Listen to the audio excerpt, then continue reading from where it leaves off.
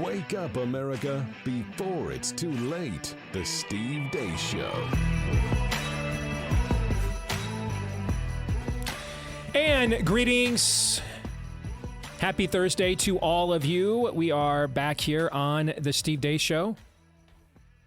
Live and on demand and in the friendly confines. It has been a minute since I've seen my boys here in person. I'm Steve Deace alongside Todd Erzin and Aaron McIntyre. Hopefully everything's okay. You guys are doing well. Yeah, moving right along. We got It's some been a snow minute. for you to welcome you back. I mean, I was doing conference calls outside in Dallas earlier this week. Came home to snow, but this time of year, I like seeing it. If it were January 15th instead of December 15th, I'd be a broken man right now. Broken. Yeah. Okay. I can't wait. And we're off. Yes.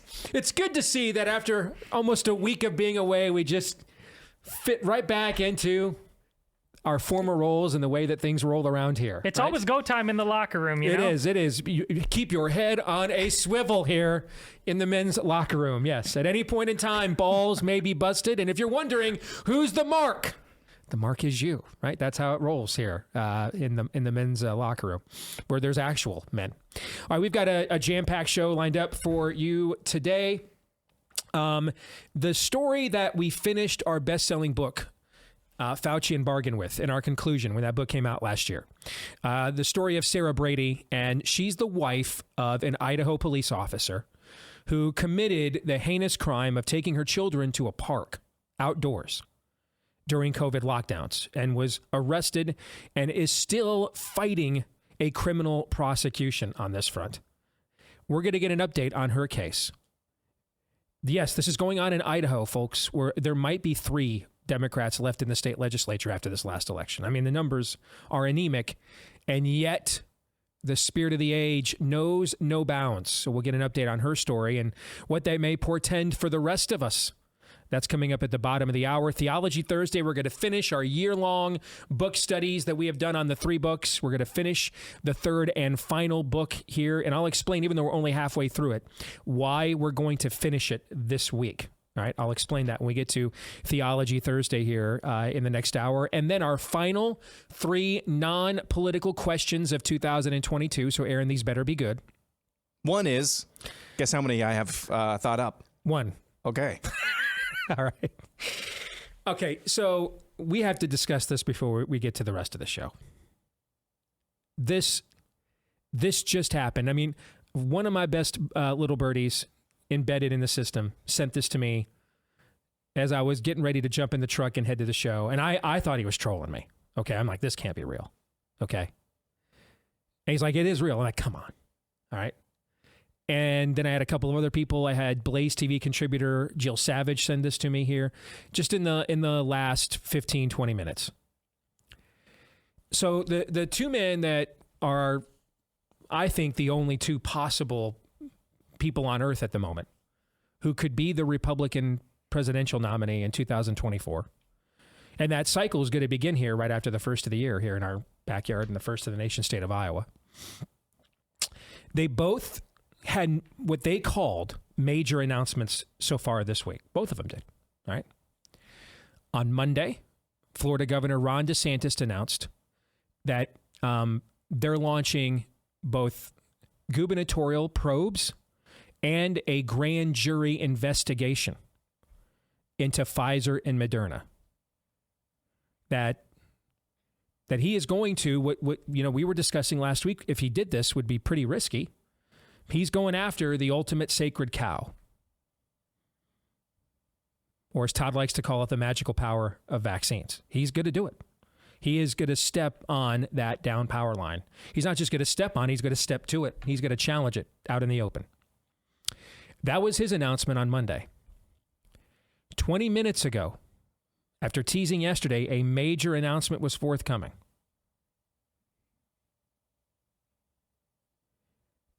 Donald Trump announced trading cards.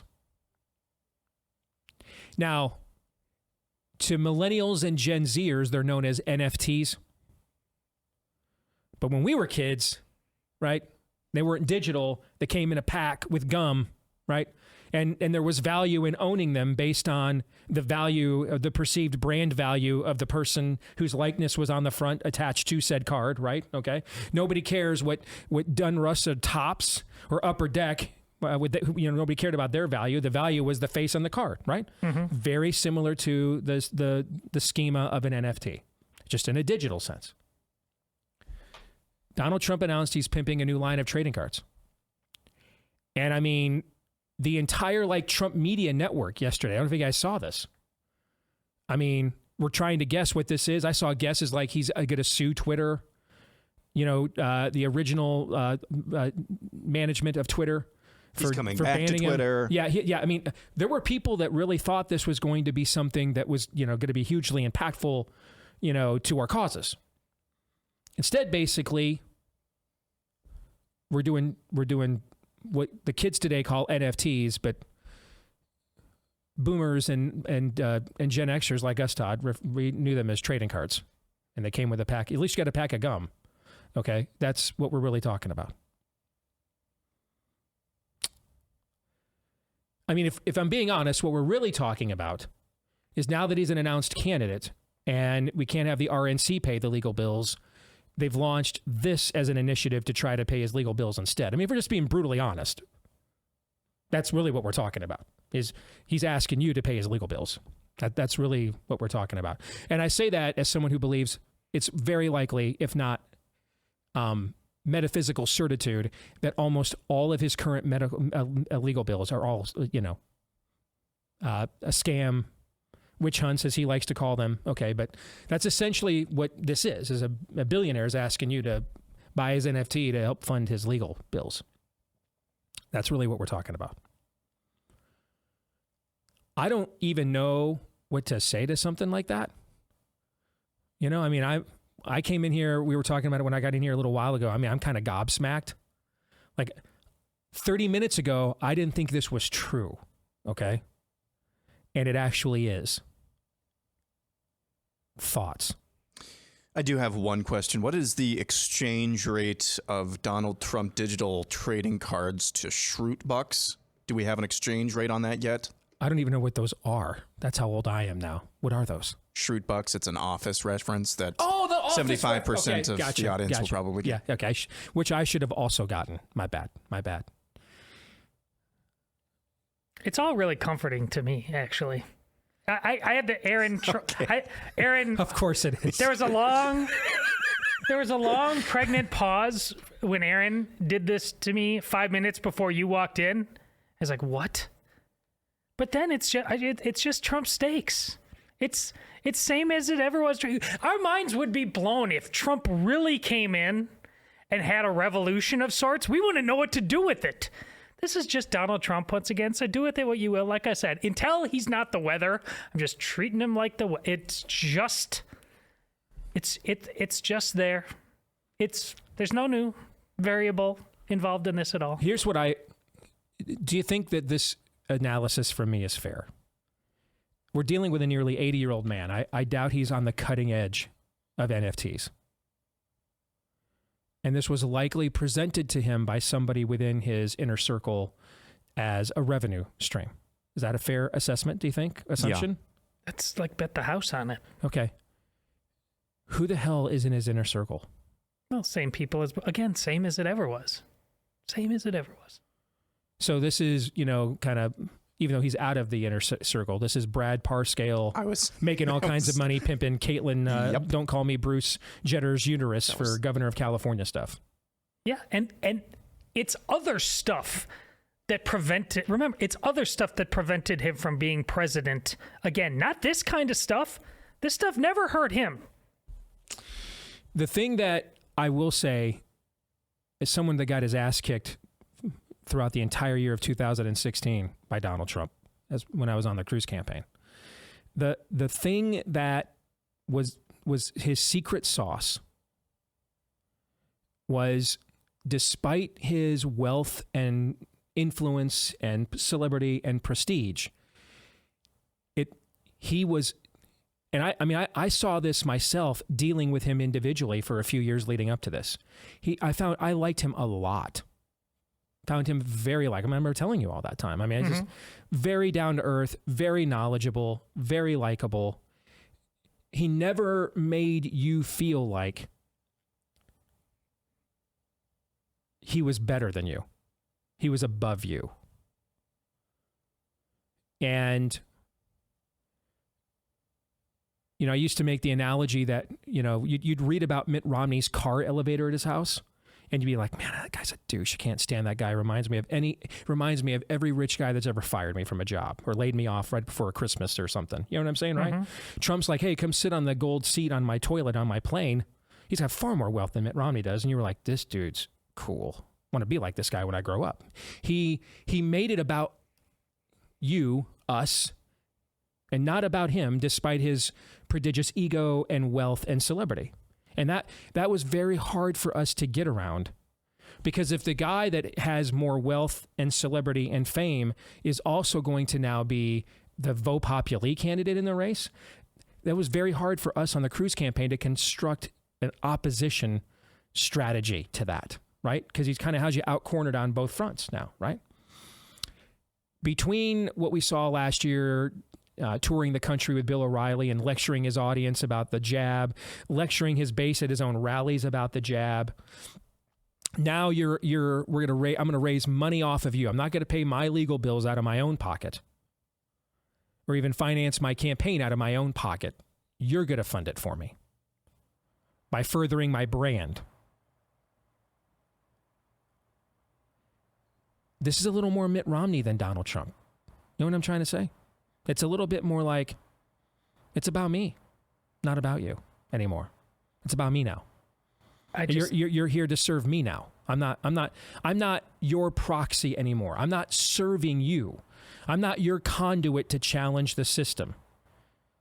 You're here to sustain me. But, you know, listen, I say that as someone that, even though I got to know him before almost all of you did, and ever thought about supporting him and voting for him, I've never been like a Trumpista or a loyalist. You know, I've had a very complicated relationship throughout the course of my recent career with Donald Trump, right? I think we've pointed out, I've probably had every opinion that you could possibly have on the right and be intellectually honest. Over the course of since 2013, I've probably had every one of those opinions, all right? So maybe I could be reading that completely wrong. And some of you that are audience that are loyalists and you know, love it, may think differently. And if so, I defer to you, because, you know, I'm a Trump voter, but I'm not necessarily Trump's base, if that makes, does that make sense? Oh, completely. Because that's me too. All right. So therefore, you know, maybe I'm looking at it wrong because I don't have that first person relationship with him that you guys do. Some, if not a lot of you in our audience do. And so maybe you don't sense this, and I could be dead wrong. And that's why I'll step back. I mean, I think this is tacky as hell.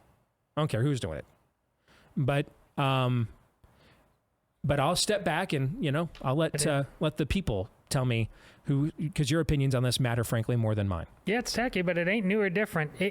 Remember, it's not the mogul. People, yes, knew about Donald Trump, the mogul, before The Apprentice, but we talked about this at the time. It was The Apprentice that made people think the things that you're talking about with him, about how endearing he is, how likable he is. He actually cares about fairness. This is The Apprentice yet again. Not different. I don't see any part about Mitt Romney in him. I mean, he's definitely older. He's definitely more bitter because of what happened to him and things. And I don't blame him for that at all. Have I ever been critical of his bitterness or anger about what they stole an election from him?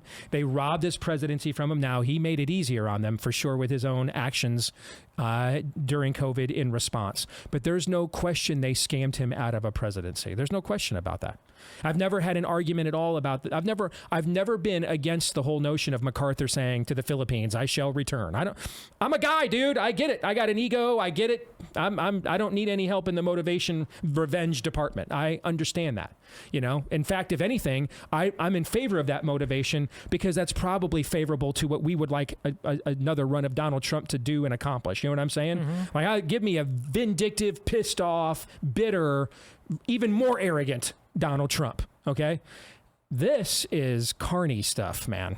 Okay. This is tacky.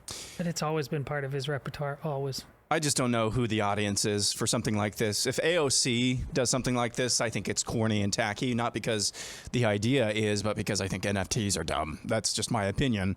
But you understand because her audience is a lot younger and actually knows what those things are and the function that they serve and maybe wants to support her in that way. That it makes some sort of logical sense. I don't know who your audience, Gen Z millennial audience is for this. It is an NFT. It's a digital trading card. I don't know who this is. And he's touting it as a cool Christmas present.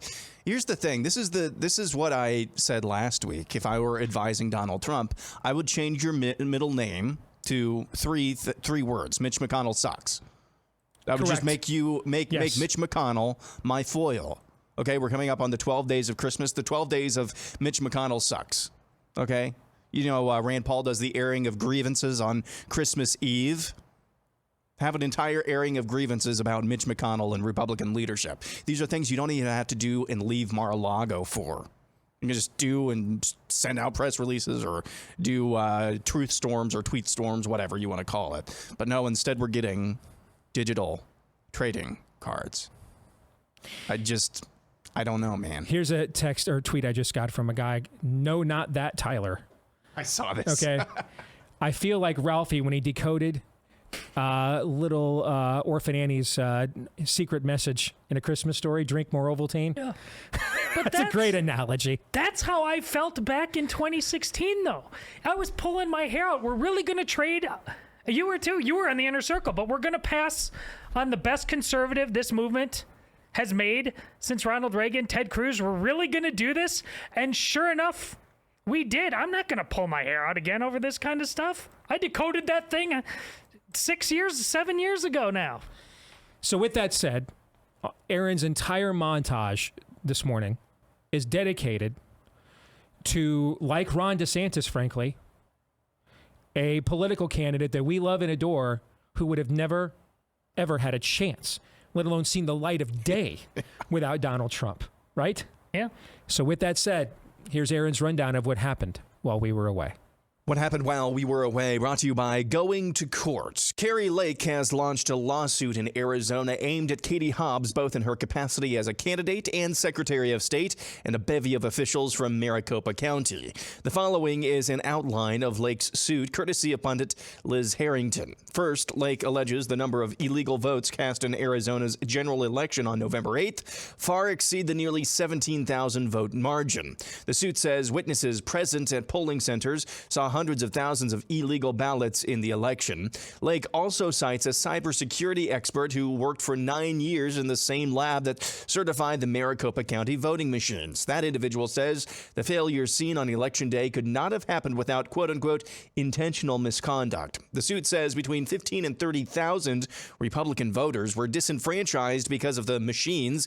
It also cites whistleblowers who claim 300,000 ballots had no chain of custody and no way of telling if they were legal.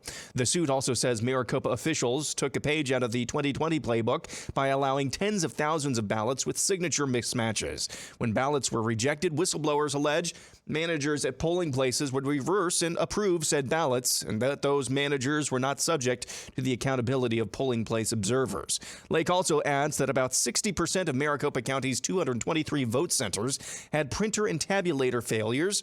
The suit alleges that disproportionately affected Election Day voters who wanted to vote for her by a 3-to-1 ratio. The suit also provides evidence Maricopa Board of Supervisors tried to cover up how many vote centers had lines of over 90 minutes long. In addition, they allege Maricopa County added 25,000 ballots to their totals after Election Day. There are more details in that lawsuit, but those are the highlights. In summary, this was an election overseen by one of the candidates who every poll said was behind and administered by a county full of officials who support said candidate. That's legit, and that's what happened while we were away.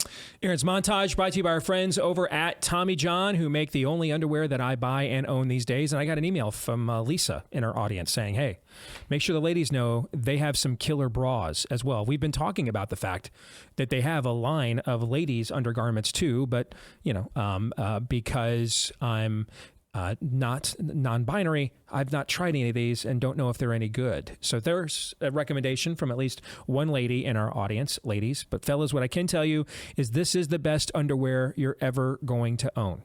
Just a fantastic fit, the perfect amount of fit, flexibility, comfort, coolness as well, particularly when we get into the warmer months. And right now, if you want to try, they've got great loungewear, not just undergarments, but loungewear too. Go to TommyJohn.com/Steve right now for 20% off your first order just in time for Christmas.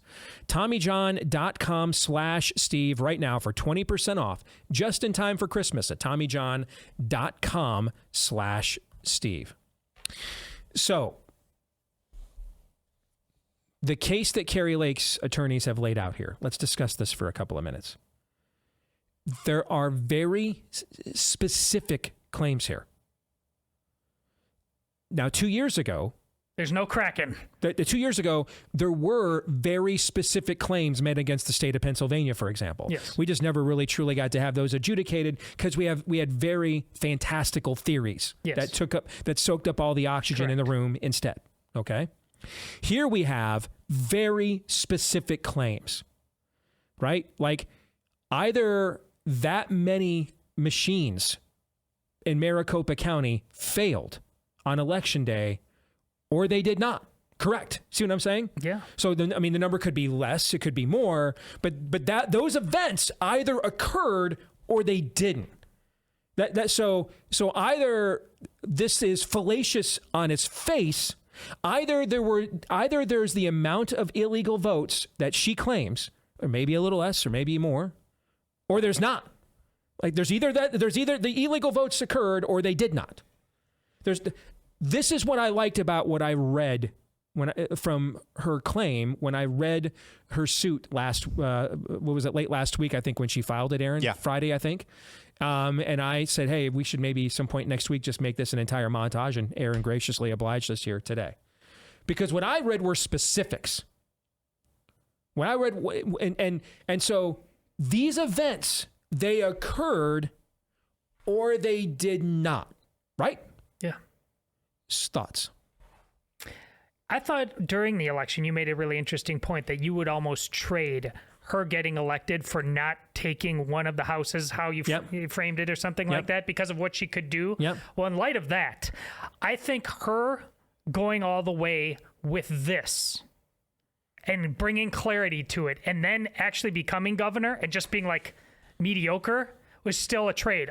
Kind of like the Kavanaugh fight. Like, we have to clear this up. You just can't do this to even though we know he'd be a mediocre even though justice. he might be a mediocre, because listen, it's like I said, the most important election of my lifetime, if there's no clarity on this kind of thing with this many specifics, and we basically get the feeling after this that everybody else, the system, just blew it off, this entire thing called America is a broken arrow. It doesn't work anymore. When you cannot get clarity on this level of indictment on something that is as fundamental as anything to a representative democracy. It's literally the cornerstone of any kind of social compact. It's the thing, not the only, but it is the primary thing that stops us from shooting each other in the streets over our differences. I'll have my say in the end. Yes, we will fight this out at the ballot box, and in the end, if it doesn't go my way, at least my voice was heard, and I'll try to beat you again next time. She's making here. Let me boil it down to this: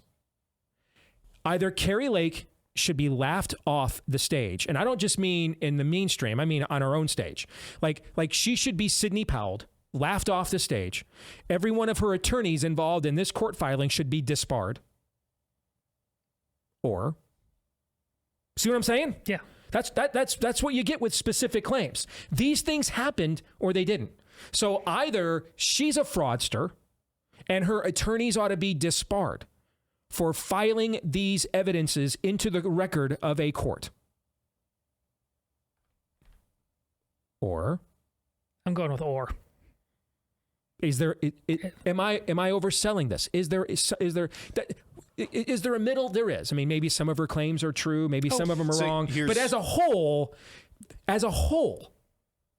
this is an either or to me. like with Trump, it is possible in my mind that a grave amount of cheating happened and she and he still lost. That is possible. And the most important thing in that context is we got to stop that level of cheating because we can't do this every single election. So I'm skeptical that any or even most of these claims are actionable in a court. For instance, the number of disenfranchised voters. Would it shock you that upwards of 10,000, maybe even 15, 20,000, as they're claiming, Republicans were disenfranchised because of the voting machines and the tabulate? No, it wouldn't.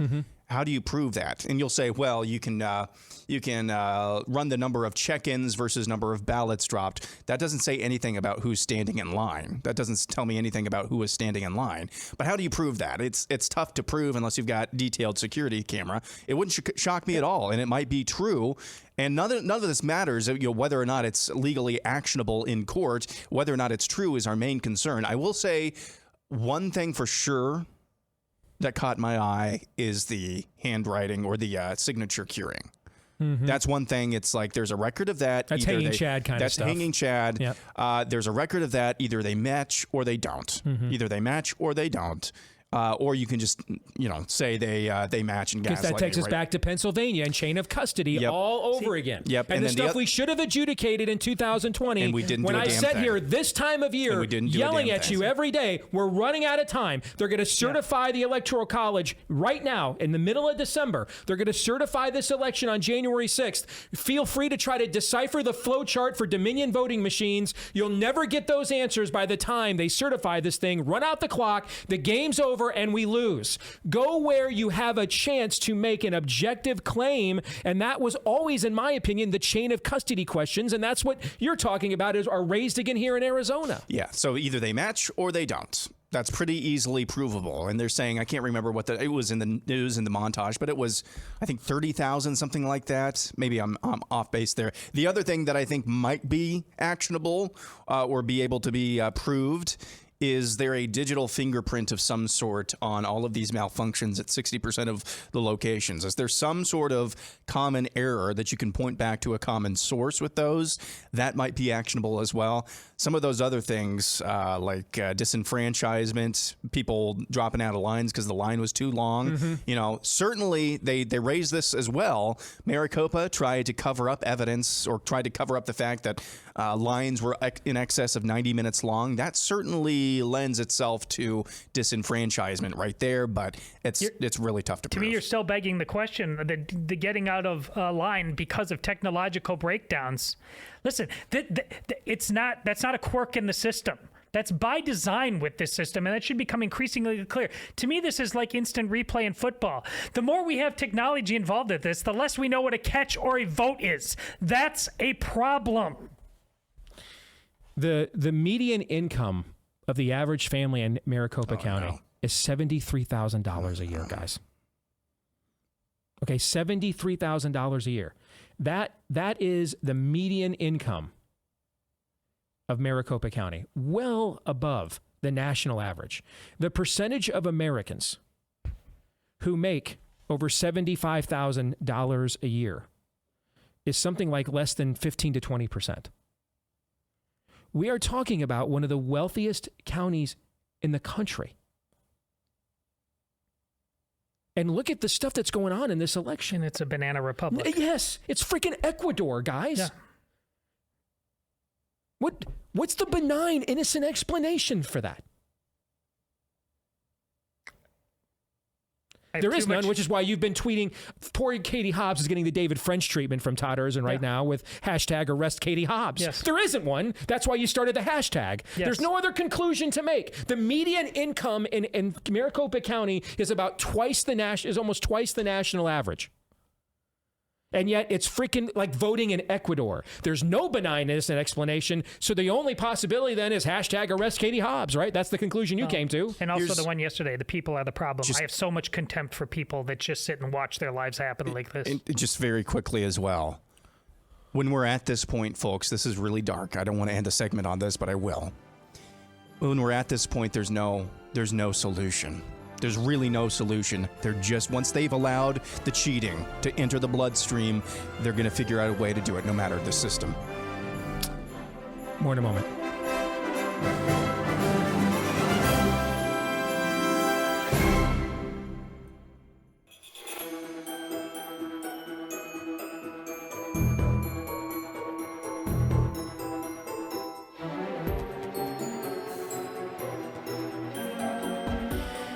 As we continue to Let's Go Brandon the economy, now's a great time to make a move into precious metals. Find out why rare commodities have been the place smart, prosperous people have protected their prosperity from government debasement schemes for centuries.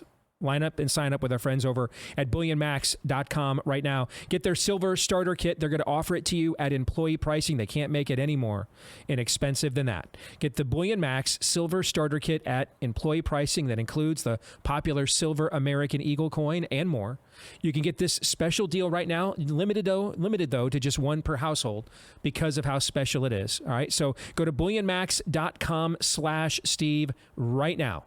That's bullionmax.com/Steve. Get the silver starter kit at employee pricing right now at bullionmax.com/Steve. We go back to the spring of 2021, and Todd, you and I wrote a #1 bestseller, Fauci and Bargain, the most powerful and dangerous bureaucrat in American history. And in the conclusion, which you took the lead in writing the conclusion of the book, you tell the story of Sara Brady. Yeah. An Idaho mom who committed the heinous crime during COVID-like lockdowns of taking her children to the park outside. And for that, she was arrested. That would be awful enough, except the people arresting her work with her husband. Her husband was a local police officer as well, as I recall. Yes. Correct. Yeah. And so you and I found out, someone tipped us off. Might have even been the Bradys. I don't know. I can't remember. Just like about a week ago. This case is still going on. Yeah. It is still going on. Now, after this last election, I think, what are the Democrats down to, like 4? I'm not kidding. It might be like 4 or 5 Democrats are left in the Idaho legislature at this point. And yet they are continuing to terrorize this poor woman whose husband is a public servant to make an example out of her, even in the allegedly deep red state of Idaho. Do I have that correct? Yeah. And that's why it's so important we have them back on. That is why we have them on right now. Let's welcome them to the program. It is good to have the Brady family back with us. Sara and Tim Brady, Merry Christmas to both of you. How are you? We're doing well. Merry Christmas to you as well. Good, thank you. So there have been some odd couplings in the past, guys. You know, you think of James Carville and Mary Matlin, you know, 2 people from different sides of the political tracks. How does it work in the Brady household where a cop is married to a hardened criminal on the lam? How does that work? You know, it's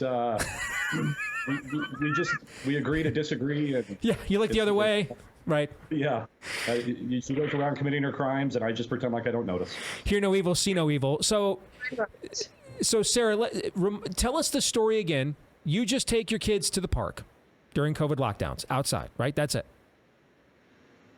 Yes, so April 21st of 2020, I took 2 of my 4 children to the playground a couple houses down from where we lived. Mm-hmm.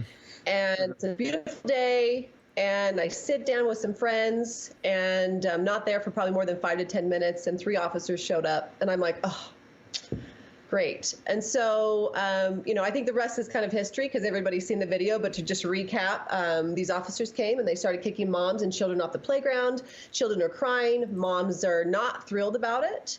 And being as I am married to a police officer and I am less nervous about being around law enforcement because of that, mm-hmm. I started asking a lot of questions. Like, why is the playground closed down when the virus can die in the sun? And why can we go to Walmart and Lowe's when you know, again, this taxpayer-paid playground is shut down, and why can kids be in cop cars to celebrate their birthday parties? Anyway, not to mention the fact, guys, that while this was happening, there were people playing basketball. There were people sitting at picnic benches. They told Sara and the other to congregate in this like little grassy area, that was okay, but being on the playground, all that kind of stuff was not. And just to be very clear, I never actually touched the playground equipment, which was what they had wrapped up with tape and actually closed. And at one point, this one officer in particular pointed to me and said, I'm giving you 5 seconds. And, Steve, there's just this moment where I'm standing there and I know I've done nothing wrong. And even if I was touching the playground equipment, I still wasn't doing anything wrong. And I just, the only time you should be counting down at a playground is to a child. And I just said, fine, arrest me for being in a park. Do it. And I turned around and they arrested me and put me in the back of the cop car. We mentioned you're a policeman as well, Tim. Are these your colleagues that arrested your wife? So this is a neighboring jurisdiction. It's not my department. However, the particular police officer that arrested him, I've worked with for going on 15, 20 years. So I knew him personally. When I got called to the park, we had a little bit of a verbal exchange that probably wasn't pleasant, shouldn't be repeated on air. But I'm very familiar with him, with that department. I work with them quite regularly. Tim, help me understand. Even in Idaho, people are willing to essentially say the famous last words, I'm just following orders. I'm arresting moms. Yeah. How does this happen? I think we're shocked to see stuff like this, even in blue states. How does it filter down into a place where if you all see a Democrat on the streets, they call 911, Tim. They don't know what that is. They think it's a home invasion. They don't know what a Democrat is in your state. All right, that's how red it is. Sure. And yet moms are getting arrested for going to the park, and there are cops who will say, yes, I'll do that for a living. Help our audience understand the ecosystem within your profession. That no conscience stands up and says, I don't know that this is what I got into this to do, man. Steve, having listened to your show as long as I have, and you guys regularly speak about how we just as a populace have gotten lazy with our rights and our beliefs and where our core values come from. And I really think that's kind of the same thing that's happened amongst those in the police world. When Idaho and our area is probably more blue than the rest of the state. But when COVID was happening and mask mandates and all that kind of stuff, there was a division within as well for those of us that are willing to, or were willing to stand up against it, and those of us that weren't. And it really, I think, just comes down to a comfortability of, this is my job and I don't want to lose my job. It's a steady paycheck. It's, I want my retirement. It's all that goes into that. And it's easy to rationalize, I think, in some circumstances. And I don't want to speak for everybody. It was a crazy time. It wasn't anything that anybody that I had worked with for, as long as I have. I've been a cop almost 21 years. It really took us by surprise. And it was really just kind of one of those things that I don't think anybody expected. And a lot of us didn't know how to deal with it. And some of us came around. It took a little bit of time. But unfortunately, we still have those that are, they're going to put the ideal of a secure paycheck and putting money on their food on their table above doing the right thing. So, Sara, walk us through now, and this will be a 3-year ordeal next spring, all right, for you legally. Walk us through what has transpired, what the legal process has been for you and where it stands now. Sure. So after I was taken to jail and booked out, and now at the time in Ada County, they'd let out about 300 inmates due to COVID, of course. That was a standard thing that was happening across the country. About a week later, I found out due to the fact that Tim is a police officer of the prosecuting department, that the Attorney General of Idaho would then be prosecuting the case. Mm-hmm. Since then, I've had 2 motions to dismiss denied by my judge. I've had 2 trials canceled, not by me, but by the state of Idaho, due to the fact that in Idaho, if there's 25 cases out of 100,000 citizens in Ada County, trials would be suspended. So that happened not just one time, but 2 times. And on the second time that it happened, I had spent $18,000. And so now I'm on my 4th lawyer. I have a 3rd trial set for January 24th and 25th of 2023. Assuming that they don't suspend that one as well. They've offered you ways to get out of this so they can save face, right? Sure. Yes, they offered me a $50 infraction if I would just plead guilty. But at the end of the day, first of all, my innocence is not worth $50. Secondly, if this is really about $50, I'm pretty sure the state could come up with $50, and there's way more money being invested in this case than $50. There's no way on God's green earth that I'm pleading guilty, especially not at this point. Not after they've drugged me through the mud for, I'm almost at 1,000 days of doing this for a misdemeanor trespass. And look what's happened, Steve. We look back over the last 2.5 years. Who's wrong? Not me. But if they don't want to set the precedent that they are accountable to the people in any way, shape, or form, that's what this is about. They don't want to set that precedent, and and that's been comprehensive, you guys, and you know this. I mean, that's why there could have been umpteen times that they could have said since March 16th of 2020, okay, we overreacted to this, so we shouldn't have done that. All right, it turns out data says it's not as bad here. Okay, they never did it once. They never, of their own volition, ever once stepped back and showed any empathy, any self-awareness, any humility at all. Any drawbacks they have ever done with these restrictions were done because they were forced to do them. They don't want to set the precedent, these government officials, even in a state, I know I joke, there's like 4 Democrats in the Idaho legislature. In reality, 87 of the 105 seats, when your legislature convenes in January, 87 of the 105 seats in Idaho will be Republicans. 87 out of 105. 87 out of 105. And yet even there, all right, in a red state like that, they don't want to admit that government is accountable to people like you. Well, and Steve, on top of that, we actually have it on video that the outgoing attorney general who's prosecuting Sara actually was questioned at like a kind of a campaign town hall. And he's on video saying that he's been ready to prosecute this case since day one. So, it's the rhino mentality, we have it here as well. Very few true Republicans here. So how can our audience help? At this point, we are expecting, we have trial in about, 5 weeks. We've been told by our attorneys that it's going to cost, more money at this point for the trial.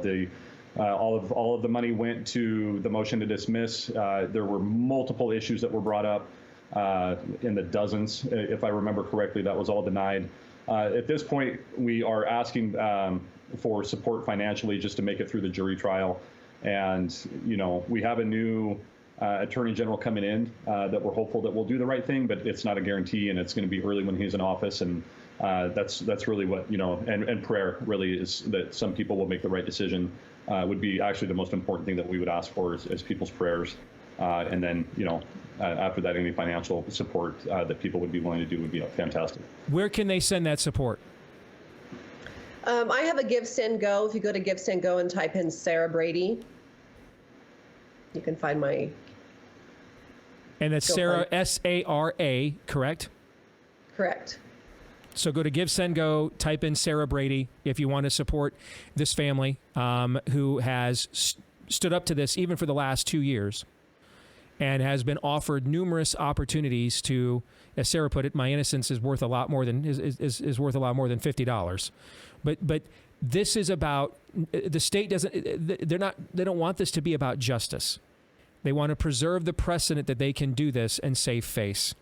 And that's what you're a threat against that, even in a state like Idaho. Yes, that's absolutely what we're fighting against. And as somebody that's been in the system, I've worked for the government for 21 years. You are 100% spot on. I absolutely agree. And it is, we have a government now, and we elect people, or they're appointed into positions, or whatever the case may be, that they will not, in most circumstances, admit that they're wrong. And we just don't live in an area or in an era where people will do the right thing anymore. And that's exactly what we're pushing up against. Well, and I think at the end of the day, good people will do the right thing. Good people do the right thing. And I'm doing the right thing by not bowing down to something that, at the end of the day, I didn't do anything wrong. And, I think one blessing we can look at with COVID, at least in my perspective, is it's really brought out the true colors. People will do the right thing if they're good people. We just haven't found very many good people along the way involved with this. A lot of support, but the people involved in the system have not been, they've shown their true colors, like Sara said. No, they're nice. They're nice to you, but they're cowards. Oh, sure. They're not brave. Yep. And so Yep. they think that nice equals good, and courage matters a lot more than nice in determining what is or what isn't good. and that's in short supply these days. Well, GiveSendGo.com/support Sara Brady. Sara, again, is Sara, no H. So GiveSendGo.com/support Sara Brady if you want to help them as they are in a fundraising drive to pay her legal fees to push back on what was done to all of us to some extent over the last 2.5+ years, and they're still doing to us, and would do to us again and even more if we gave them the opportunity. God bless your family. Merry Christmas to you guys. Hope we helped get the word out and helped your family during this holiday season, and appreciate your willingness to not bend the knee to the chocolate bunny. All right. God bless. Thank you, guys. Appreciate your support. Thank you. Bet. Take care, guys. Thank you. I know this resonates with you, Todd, because you've been in this situation. Good grief. I'm just so mad. This is it Aaron McIntyre who coined it, or the process is the punishment? This is what they're doing. They're just trying to exhaust them. And God bless you guys, Brady's, for not giving up. A lot of you people ask me, and you certainly ask Steve, infinitely more, what am I supposed to do? Every one of you, you take this clip from this show and you spam it out to everybody you know in Idaho, and you surround that city hall there, you surround that police station, you surround that county courthouse, you surround the offices of all of those 87 Republicans he's talking about. And if you do, we should hear back by New Year's Day that this is over, because you threatened to do to them what these people are threatened to do with the Bradys. If you would do that, none of this crap would happen. How willing are you people, in all your comfort, willing to have that boot on your throat to keep that comfort? This is sickening. This ends now if you're serious. The Republican Attorney General of Idaho believes that government is God. Increasingly, with increasing frequency, we are learning that Republicans are not just not fond of you, they are often your enemy, along with the spirit of the age, or are even co-opted by it. There were a number of times, it's been 2.5 years now, 2.5 years for taking her kids to the playground, where the government could have just said, this is not worth our time. Let's say we'll drop the charges, you sign an NDA, you never get to talk about this publicly, and let's just be done with this. No, they didn't do that. Why? There's only one reason why they're taking this to the hilt. It's because the government of Idaho thinks that it's God. You want to talk about the Uniparty? Let's start talking about the Unispirit. Yeah, there you go. And it's the same spirit that does this to a family like the Bradys that lights up the White House in rainbow colors this week. Correct. Same exact spirit of the age. No difference. Only difference is in degrees and form. Hour 2 is next.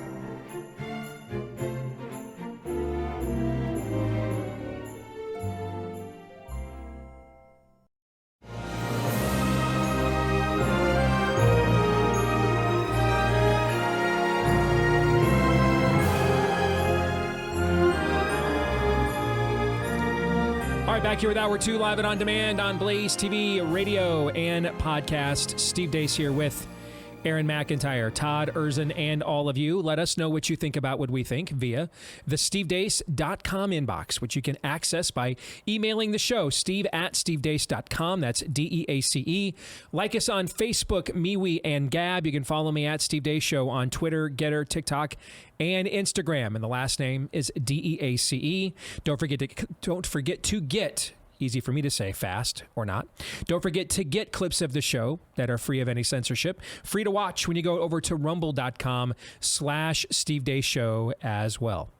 And then finally, if you are a podcast listener, thank you very much. Please, if you wouldn't mind, if you've yet to do this, leave us a 5-star review, hit subscribe or follow, whichever applies to the podcast preference of your choice. And thanks to all of you that have done those two kind gestures for us. We greatly appreciate each and every one of you. This part of the show, otherwise known as Theology Thursday, brought to you by Real Estate Agents I Trust.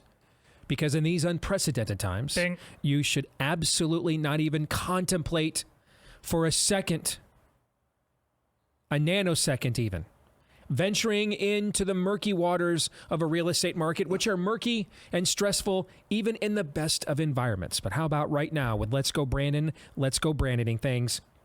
Make sure you get an agent that can help you and you can trust to get you from the start to a successful finish. And where would you find them? Well, the name says it all. Head over to realestateagentsitrust.com. It's a network database of agents that we have vetted so they've earned our trust before we entrust you to them. That's why we have a waiting list, a long one, of agents who want to be recognized in our referral network, because we don't just take anybody. We vet them before we introduce you to them. Here's how the process gets going. Go to realestateagentsitrust.com today. Provide us some basic info, and then our team will contact you to make an introduction to one of our preferred agents at realestateagentsitrust.com.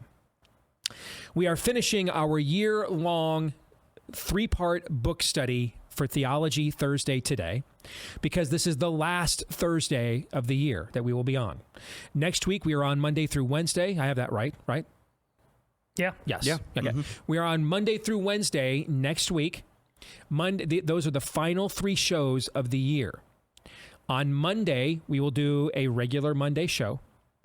Tuesday will be our special 2-hour year-end Deace group. That's always a ton of fun, which just reminded myself I need to finish answering my questions. I need to start.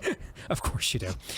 So our co-host, our co-panelist this year is our good friend Paul Alexander, who's running communications for Tulsi Gabbard. Now, he did when she was a presidential candidate. Now that she's a media figure, he's still helping her produce her media. So he'll be joining us.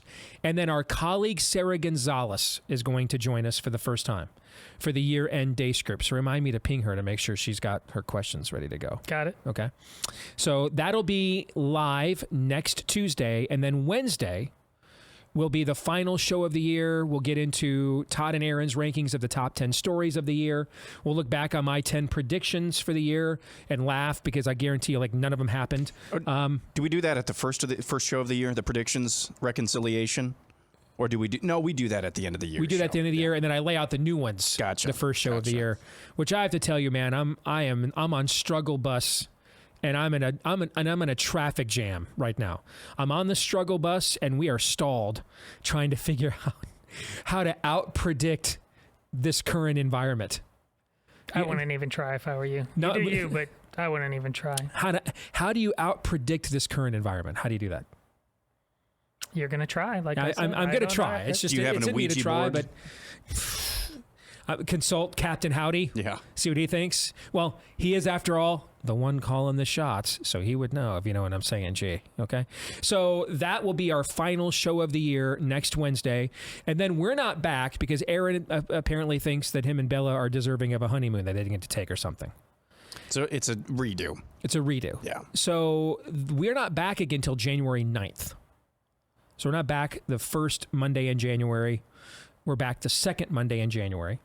But you will get a new show from us in between. It just won't be here. We are filling in for Glenn Beck. I want to say it's the 29th of December, right? We're doing the Beck show. Okay. So we're doing Glenn Beck's program on December the 29th. That might be good just to make sure we're not rusty with that long of a layoff, right? So that's the housekeeping. And that brings us now to the conclusion of Theology Thursday. And we're finishing the book, Thank God for Bitcoin, here. Because the 2 chapters we're going to talk about this week are the final 2 chapters that get into the broader economic issues and questions that we are wrestling with as a people right now. And then the rest of the book is specific advocacy for Bitcoin, which, after losing 60% of my investment into Bitcoin that I made last January, I frankly am not in any form of mood to do any kind of advocacy for Bitcoin. Now, I didn't invest in it for an ROI. I invested in it because I believe in what it is trying to accomplish. I did so missionally. All right. That being said, and that's why I'm not pulling the rest of my money out of it. But that being said, I'm also really not in any mood Not that I was hoping I'd lose 60% of my investment in a year, right? Okay. I'm not in a place right now to sit here and advocate for it to our audience, given my own current experience. But I do appreciate the broader economic questions that this book has been tackling. I know you have as well, Todd. Mm-hmm. And so since these next 2 chapters are kind of the end of that part of the book, this is where we're going to end our study of this book. All right. So let us get into it here on Theology Thursday. The final study that we're doing takes a look at how the spirit of the age has corrupted our economy. And that's what these final 2 chapters are going to be, both the moral consequence of corrupt money and then how bad money even corrupts the church. Where do you guys want to begin, since we're going to do both chapters at once here? Well, I'll start with the last chapter first because it all resonated with me, but I didn't even need to make notes about that. I was on my parish council, 15-ish years ago now. And I remember things were getting a little contentious. And a 70-some-odd-year-old accomplished man who had, been there and done that. But he tried to play wise old man with me. And this is a rough paraphrase. It's been a while, but he basically gave me you have to understand, son, this is a business. And I looked at him and I said, no, it's not. It's a church. And that lays out how much our churches now operate as primarily as anything else. And they'll say they're not. Not as overtly as that man said to me, the priest or the pastor won't. But when you spend as much time as I know in my church, when it comes around, it's time for the diocesan annual appeal. And they'll spend a whole second sermon talking about the importance of making sure you do your part on that. When you know damn well you've been sitting in church faithfully like you're supposed to as a Catholic, and you maybe collectively the amount of time that you've heard about marriage, about abortion, about freedom of religion. You add all of it up, and you spend way more time hearing about the money. I know that that's a cancer. It's going on in my church, the Catholic Church. I'll let Aaron and Steve speak to their experience, because listen, tithing, an obligation. But I'll tell you what, if you have tithing number 1 and then it's spacebar, everything else, I'm going to sleep well at night. Making sure the message you get is, before you dig into my pocketbook, you better be damn well as serious about saving souls, saving babies, advocating for marriage, making sure groomers aren't grooming my teachers. I'll tell you what, Steve, I just want to echo again, I did not see this book coming and the impact it was going to have on me. Well, I might even argue that ecclesiastically it is worse in the evangelical church. Because of the independence of denominations and ministries, and because of the lack of context that small t tradition would provide, that has been vanquished from American evangelicalism and Western evangelicalism as a whole, you end up with Joel Osteen having the largest quote-unquote evangelical church in America, when it's really just it's a life coach money changer operation. You see this with a lot of what passes as quote-unquote Christian television right now. Whether it's name it and claim it, word of faith, prosperity gospel, health and wealth, whatever, term du jour you apply to it, it's the same thing. It's about focusing on the external rather than the internal, right? I mean, Jesus, as you pointed out, it's not what goes into your body that makes you corrupt, it's what comes out, right? And then to put an even finer point on it, the most successful launch of a Christian church or a Christian church movement, and when I say successful, I mean in terms of numbers, in the last 40 years in America, was Saddleback Church and Rick Warren. Saddleback Church began by taking a poll, by asking the people in the local community, why don't you come to church? And then, essentially, how do we then answer your objections? How do we cater to you? Oh, I know what you're That's doing. what we're talking about. Yeah. As opposed to, I mean, we all know this is something we'll agree on as Catholics or Protestants. The reason people don't go to the church, generally, is the same. You're a sinner, and you don't want to be told that. I mean, I don't know about you. I mean, I didn't start actively going to church till, I was almost 30 years old. That's why I didn't go many years. I don't want to get up in the morning and be confronted. I don't want to do that. I like my sin. Love my monkey. I'm polishing it constantly. I like my idols. They give me comfort, pleasure. I don't want somebody smashing those in my face.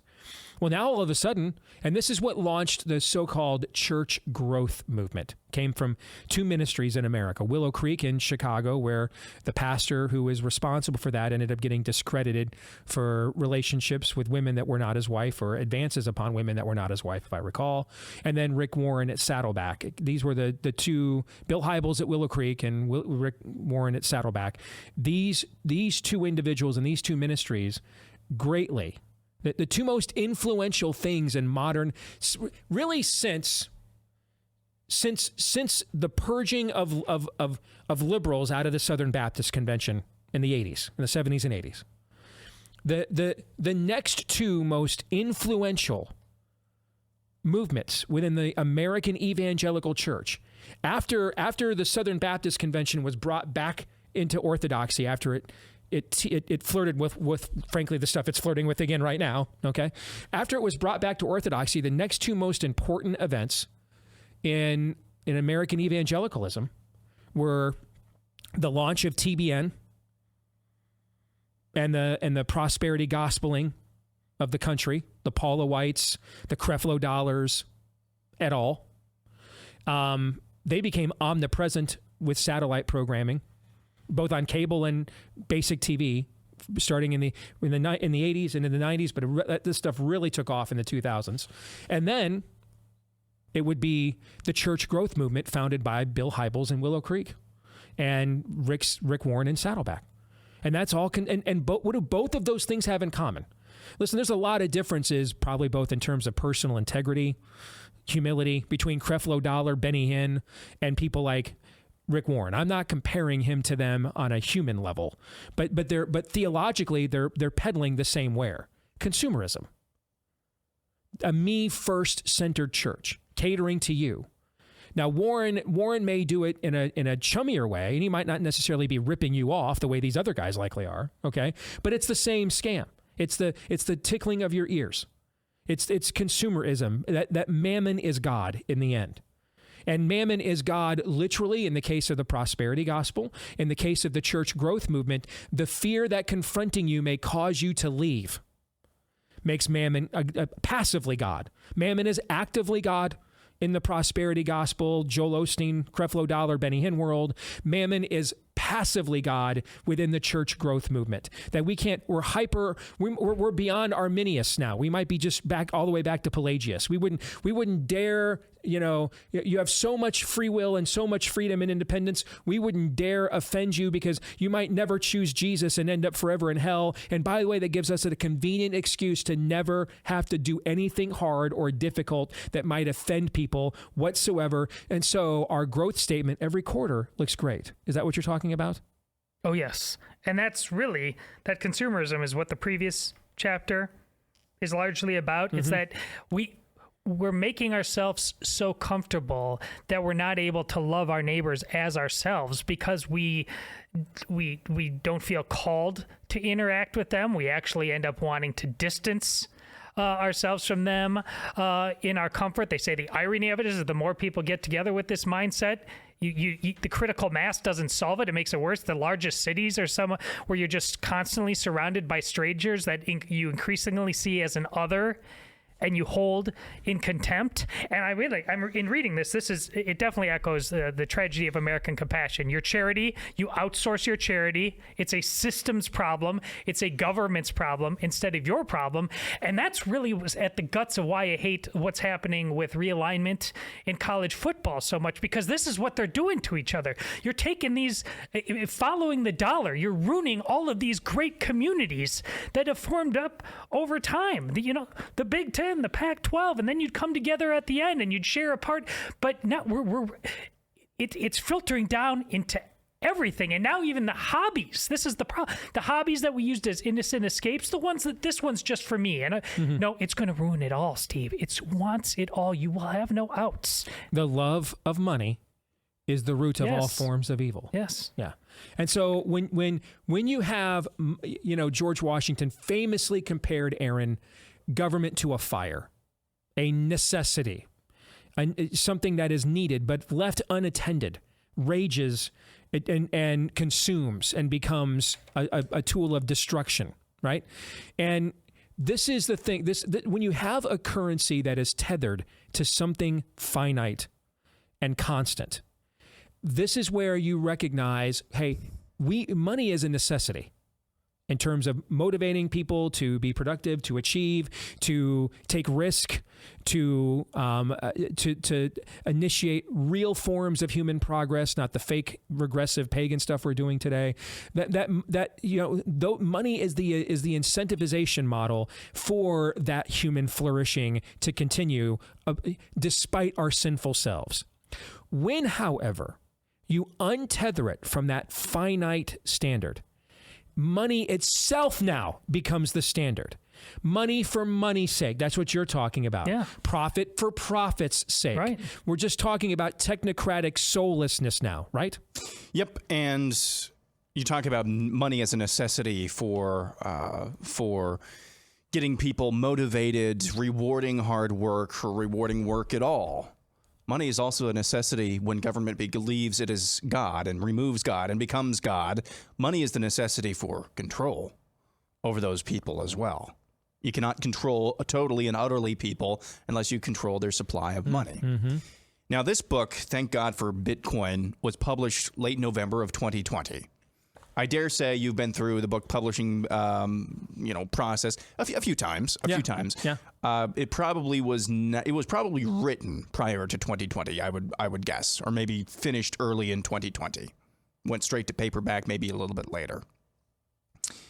There are a few paragraphs here, prophetic, that are absolutely prophetic. Yeah. About what we went through COVID, and especially the jabs. On the section of modern debt slaves. Society is drowning in so much debt that it has become normalized. Yet most people understand that debt isn't a good thing, and in many households, it's a significant source of stress.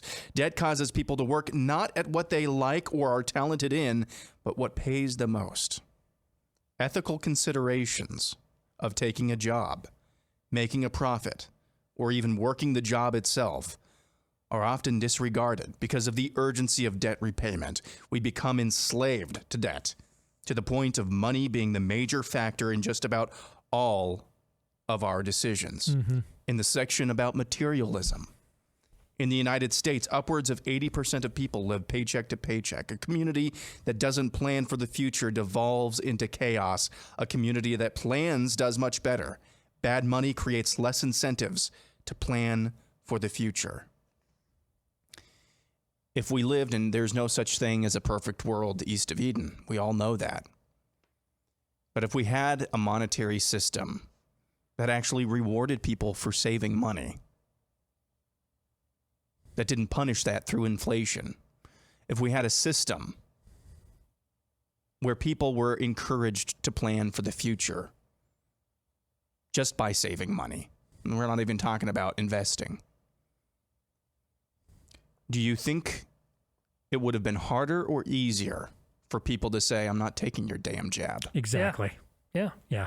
This has everything. Yes. It goes back This to last book hour, Aaron. has everything to do with what we have witnessed over the last 2 years. Yeah, it goes back, Aaron, to last hour when I asked Tim Brady about How do your colleagues that you work with at the local police department in freaking Idaho come out and arrest your wife for being at a playground? What do you say? Worried about my pension. Worried about my retirement. And here's the worried about my paycheck. And here's the delineation as well. Are those officers at fault here? Absolutely. They should know better. Are they the only ones at fault here? Absolutely not. We have generations of this fiat money, this immoral money system that is forced, we're not all victims, but has kind of corralled all of us into this position. So are we at fault? Yeah. Are we the only ones at fault? Absolutely not. We talked about this a couple weeks ago.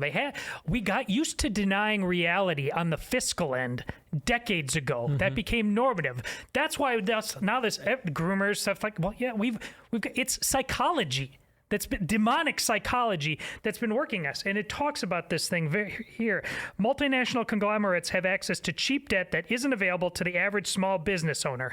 And they have the ability to grow much bigger than they would without the cheap source of capital. This means that companies and governments are able to grow far beyond what would be possible in a competitive free market, which then inevitably becomes abusive. For example, a regulatory body like the FDA that is supposed to make sure food production isn't contaminated instead allows for all sorts of abuses. This is usually due to industry lobbied legislation and bribery in the form of former regulators being hired for large sums under their stint in government. And yes, that is exactly what we were talking about in the Brady's. How does it happen? Because this becomes normative. We are fish swimming in water, and you can't even relate anymore to the notion of what it means to be out of water. This is the only economic system we know. Grift, bizarre, chaotic, decadent levels of codependence. It's demonic. Let's expand this to another front. Robert Malone, back on Twitter. Him and Peter McCullough are the first two major named banned COVID dissidents that Elon Musk has restored.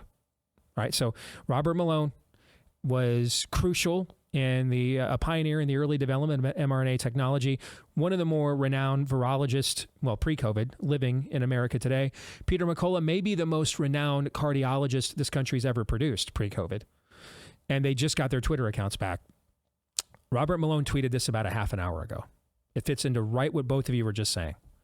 A one-size-fits-all model for healthcare delivery, including for infectious disease for the entire world, is naive at best and most likely driven by the profit-making machines of big pharma. Regulatory capture of governments and NGOs, including the World Health Organization, appears to be complete. That's exactly what you guys are just saying. Mm-hmm. The idea that you would treat an infectious disease generically, regardless of the particular health conditions or societal conditions on the ground in any particular community, let alone a broad-based culture, is ridiculously naive. Ridiculously naive that you would treat an infectious disease in the United States the same as you were in the aforementioned Ecuador, all right, where there is no middle class. Okay, where if you're under the poverty line, what is it, $22,000 a year or something like that here in the United States? In a place like Ecuador, you'd be in the top 5% of the population. Treating it the same in these places is naive. It's dumb. So why are we going to do it? Because Big Pharma has captured these regulatory agencies as a whole, and that's what they want, is a one-size-fits-all approach. Everybody takes the same jabs. Everybody wears the same masks. You're not a person. Hell, you're not even a patient anymore. You're a patient file. Mm-hmm. All right? You are Bob Seger sang this song 40 years ago. All right? All right? Feel like a number. That's all you are, man. That's all you are. You're a number of a file. There's no unique, innate value to you anymore. Why? Because who is it that gives you your unique, innate value? Where does it come from? Do you have the power to claim that upon yourself? No, it is conferred unto you. It is bestowed upon you from whom? God. And when the government removes God, as G.K. Chesterton once analyzed, the government becomes the God. Yes. That's what you're dealing with. When you won't have a real religion at the center of the public square any longer, you will get a pseudo, fake, demonic one like lighting up the White House in rainbow colors this week. That was a religious expression. There will be every government And every society in all of human history has always and always will be a theocracy. The only question is, who is the theo? Which is why I think one of the first, and that's brilliantly said, one of the first chapters we read here in this book, Thank God for Bitcoin, I think I remarked, when you start to devalue money, you start to devalue the human. Not that we are the same, but you are placing less and less value on what they do, on what they produce. And that's that is a direct contradiction to what we are told to do. One of the first instructions God gave to humans, if not the first, be fruitful and multiply. And government comes in and devalues that. We have headlines in Canada now recently. Assisted death will save millions of dollars. Yeah. 5-year plans. From the same damn people who told us we need to shut down the playgrounds to save grandma. If it only saved one life, you are not Aaron. a human being. You are either a producing widget or a useless eater in the North American economic zone. To these people. That's all you are to the spirit of the age. It's absolutely, abjectly, Aaron's razor, just demonic, bro.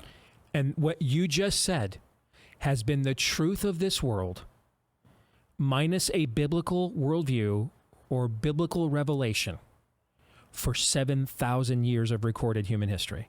That has been the truth of this world. Minus biblical revelation, this has been the truth of this world. This is how this world has operated. And that's why we say today's progressives aren't progressives. They're regressives. They're taking us back to a pre-Judeo-Christian understanding of the world, a pre-Western civilization. What predated Western civilization? Well, in its resurgence after the Reformation, it was preceded by the Dark Ages. Before that, in its founding by what became known as Christendom, which was essentially the Catholic Church Christianizing Western societies, Western countries. Before that, it was just darkness. Just darkness. That's what we had.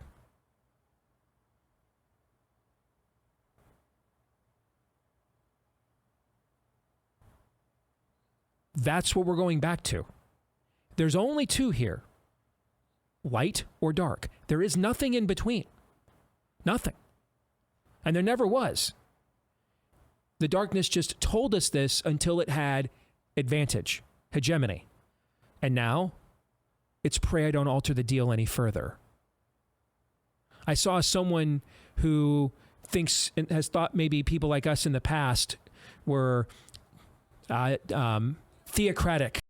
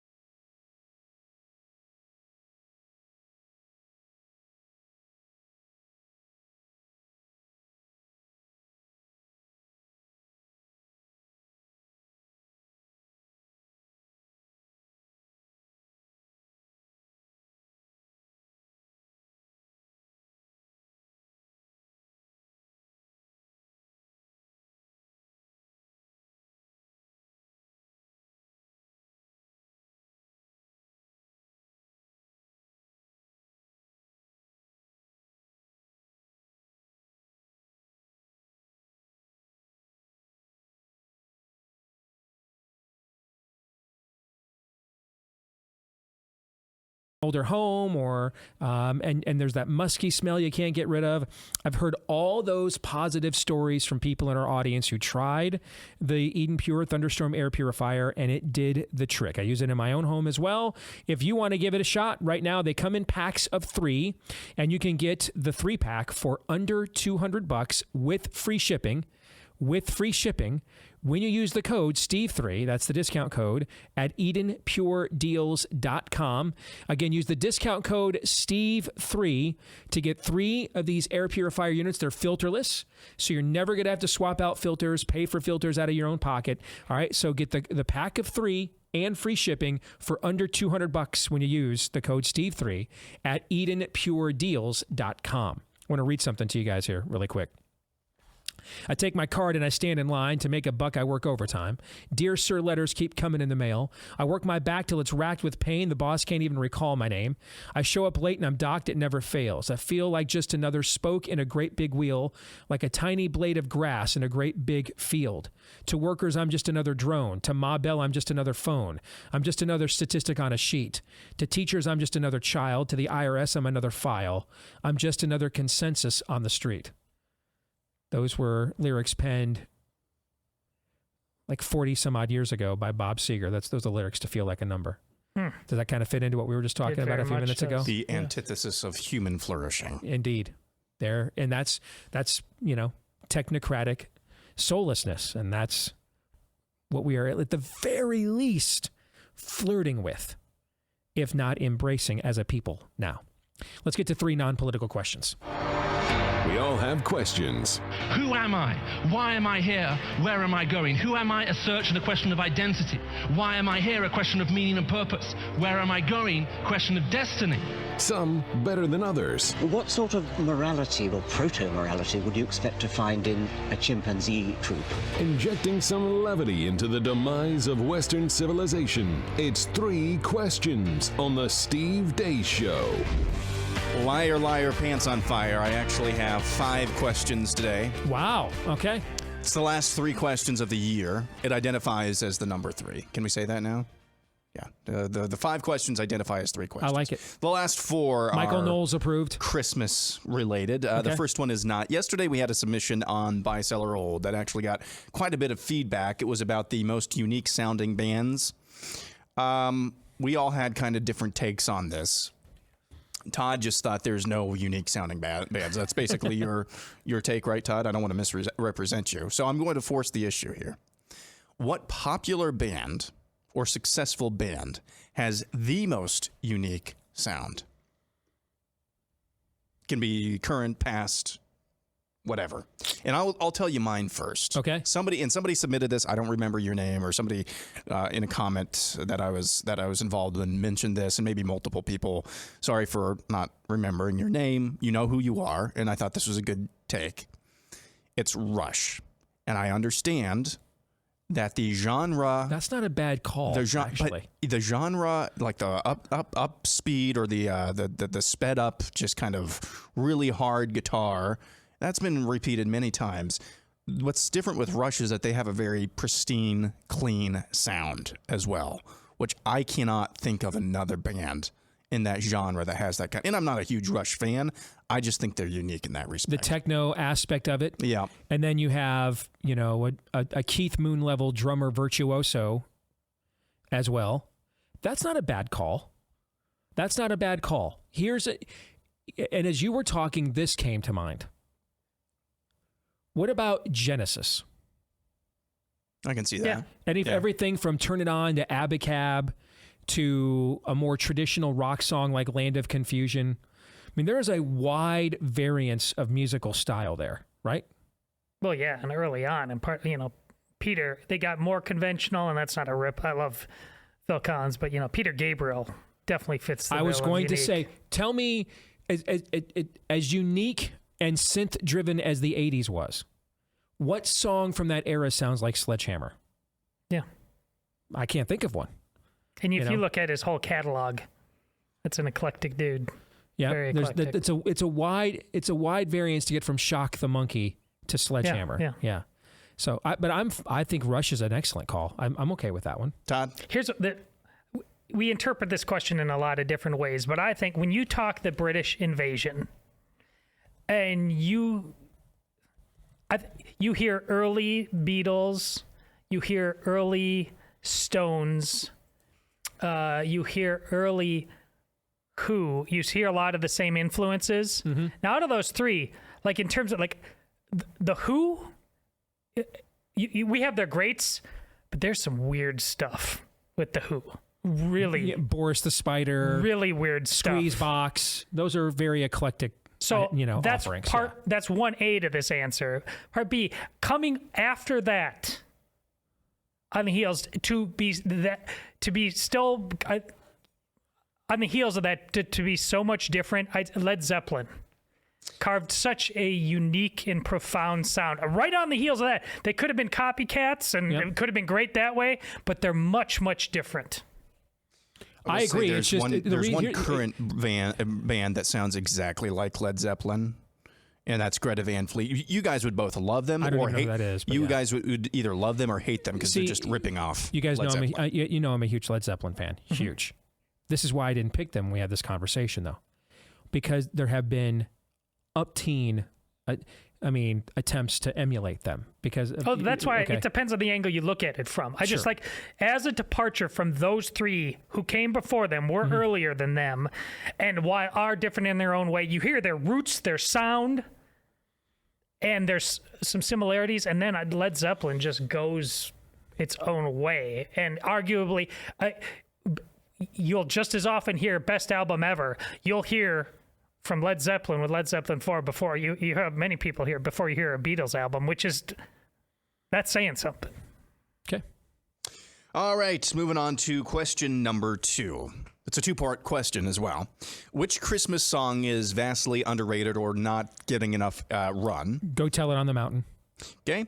Which commonly played song could be done away with completely? Simply Having a Wonderful Christmas Time, Paul McCartney. You know, I'm a huge Beatles fan, but that song is awful. Just dreadful. Absolutely dreadful. Appreciate the honesty on that. Yeah. But I think Go Tell on the Mountain. And I love the James, who am I thinking of? Carly Simon wrote You're So Vain About Him. I can't remember his last name. But he has a great version of it. Anne Murray has a great version of it. Todd. I'd say Go Tell on the Mountain is the most underrated Christmas song. This is a bit heretical, probably, and I've heard it twice in the last 48 hours, which isn't but the 12 Days of Christmas, like, it's incredibly well produced, the harmonies and things like that, but you're like on day 5 and you're like, I've got 7 more verses. Give me an infomercial or James something. Taylor is who I was trying to think of earlier. Yes. Yeah. So that's the song that you think is underrated or that could be done away with? It could be like, kick off the season with it. Okay. Maybe come back right at the end of the season with it. But like, you can't hear that song every day. You can't. And that's part of the great part of this season. I love turning on that 104.1 here and hearing a bunch of songs over and over again as many times in that season. I can't do that every day. By the way, my daughter, Anna, let me know that 104.5 is doing like a bunch of the Time Life oldies Christmas kinds of music all day long. So that's the answer to both of those questions. It's simultaneously underrated and overplayed. Well, that's overplayed. Underrated, I need a little bit. Go to the next one. I'll give you one. So for mine, I would say underrated or doesn't get enough play. And this is kind of off the board, but it's quickly become like one of my favorite Christmas songs is All Is Well by Michael W. Smith. The studio version is with Carrie Underwood. Just a beautiful, beautiful song. And the concert version is with, you're going to this concert, Michael W. Amy Grant. Yep. Amy Grant. So that's my underrated / underplayed. Overrated, All I Want for Christmas by Mariah Carey. It's now the #1 best-selling Christmas song, surpassing song. White Christmas and Bing Crosby that actually of all time. Proves my point. It's way overplayed. It's probably impossible for it to not be way overplayed, given its popularity. So, okay. I can't say a crossword. I've had a crush on the woman since 1990. I can't. Do you think of an underrated Christmas song? No, I'm still thinking. Okay. What's the next question? What is your favorite Christmas cookie / Christmas candy power rankings? Do 1 through 5. So for me, and I'll start just so you can have some time to think. Okay. Number one, I've said this before. It's like the Ritz crackers, except for me, I can't have gluten, so we find a substitute. Ritz crackers with peanut butter in between, 2 of them. Peanut butter in between, completely covered in chocolate almond bark. So that's number one with a shot. This one I didn't like as much when I was a kid, but it's peanut brittle. Peanut brittle is great, especially if you don't overdo it, overcook it. When it's still kind of a little bit chewy, that stuff is great. Number 3, this one's really simple, but they're really good. It's like the peanut butter cookies with the Reese's Kiss, or not the Reese's, the Hershey's Kiss right in the middle. Yep. 4th one is just the chocolate covered pretzels. And then number 5, I like homemade caramel. Homemade caramel is just the bomb.com. All right, for me, I'm gonna go number 1. Is my mom's homemade fudge, which is so popular. My kids clamor for it every Christmas. It's just nothing but pure chocolate indulgence. And, I love chocolate with my chocolate. Okay, so that would be number 1 for me. Number 2, I love mint M&Ms. I mean, I absolutely love mint M&Ms. Love them. Number 3, the Cadbury mini eggs. They started producing these at Christmas time now, like little Christmas balls you put on the tree. Okay, so the fact that I don't have to wait till Easter for that candy to come out, which is my all-time favorite candy, that's number 3. What else do I have in my house? Ghirardelli peppermint bark.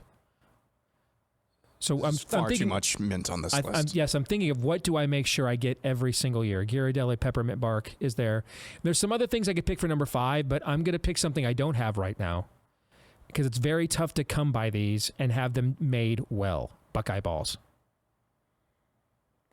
which are basically chocolate peanut butter with like a Rice crisp, like a Rice Krispie crunch.